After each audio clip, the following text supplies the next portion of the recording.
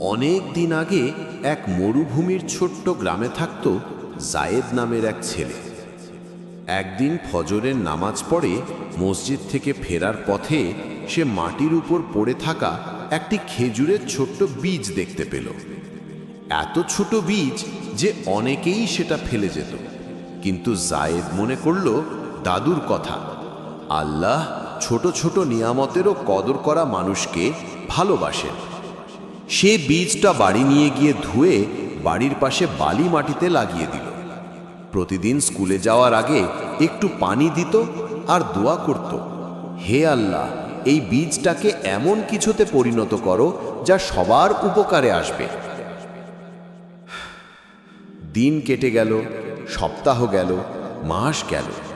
প্রথমে কিছুই হলো না, কিন্তু জায়েদ হাল ছাড়ল না। এক সকালে সে দেখল বালির নিচ থেকে ছোট্ট সবুজ কুঁড়ি উকি দিচ্ছে। জায়েদের আনন্দে মন ভরে গেল। বছর যেতে যেতে গাছটা বড় হলো, ডালপালা ছড়িয়ে দিল, আর একদিন সেই গাছে ঝুলে পড়ল মিষ্টি মিষ্টি খেজুর।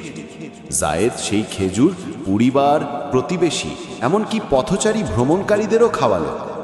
গ্রামের এক বৃদ্ধ আলেম হেসে বললেন, বাবা, নবী মুহাম্মদ সাল্লাল্লাহু আলাইহি ওয়াসাল্লাম বলেছেন, যদি কোনো মুসলিম একটি গাছ লাগায় আর মানুষ, পশু পাখি তা থেকে খায়, তবে কিয়ামত পর্যন্ত এর সওয়াব তার আমল নামায় লেখা হয়। জায়েদ বুঝল তার লাগানো ছোট্ট বীজ প্রতিদিন সদকা দিচ্ছে, আর সব কিছুর শুরু হয়েছিল সেই ক্ষুদ্র নিয়ামতের কদর থেকে।